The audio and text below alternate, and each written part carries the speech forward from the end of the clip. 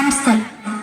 திவ்ய இயேசுவே, உம்மை ஆராதித்து வணங்கி உமக்கு நன்றி அறிந்த ஸ்தோத்திரம் செய்கிறோம். சிலுவை கொண்டு உலகத்தை மீட்டு ரட்சித்தீர்.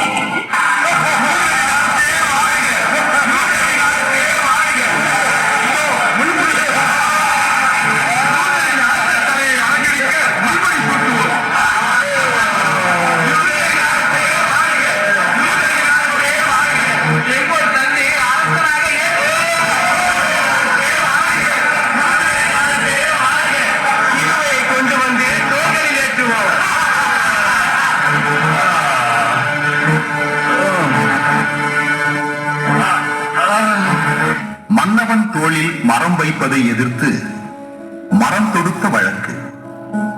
மனுக்குலமே, நான் மரம் பேசுகிறேன்.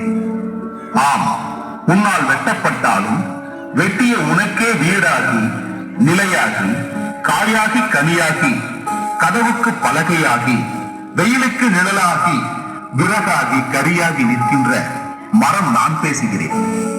இன்று வரை நீ செய்த எந்த கொடுமையும் என்னை இவ்வளவாய் பாதிக்கவில்லை. வெட்ட வெட்ட முளைக்கிறது என்பதால் தான் என்னையும் உன்னையும் மொட்டையடிக்கிறாய்.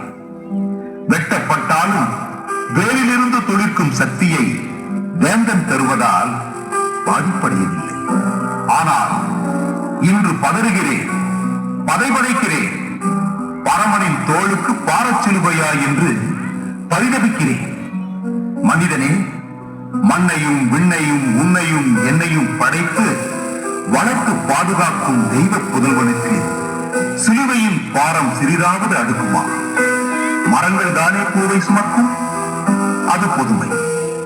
மரத்தை ஒரு பூ சுமப்பதென்றால் அது கொடுமை. சிலுவையாக்கப்பட்ட மரமாகிய என்னை சிறு பிள்ளை போல அணைத்த அவரிடம் செவியருகில் கேட்டேன், இறைவா, ஏன் இதற்கு இசைந்தீர் என்று.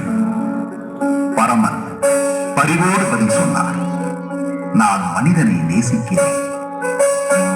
சிநேகத்தின் சிகரமான இயேசுவை கண்டபின் சிறுமதி படைத்தோரின் சிம்மாசனத்திற்கு மரமாய் இருப்பதை விட சிலுவைக்கே மரமாய் இருக்க தீர்மானித்தேன். இந்த நேசத்திற்கு ஈடாக நீ என்ன செய்ய போகிறாய் மனிதனே? ஜெபம். இறைமகனே, சிலுவையால் உலகை மீட்டதால் சிறுமைப்பட்ட சிலுவை சிறப்பு சின்னமானதே. புரியாத சின்னமாயிருந்த சிலுவை மரம் புனித சின்னமானது போல என்னையும் உமது கருவியாக மாற்ற இறங்குகிறேன் இயேசுவே. ஆமென்.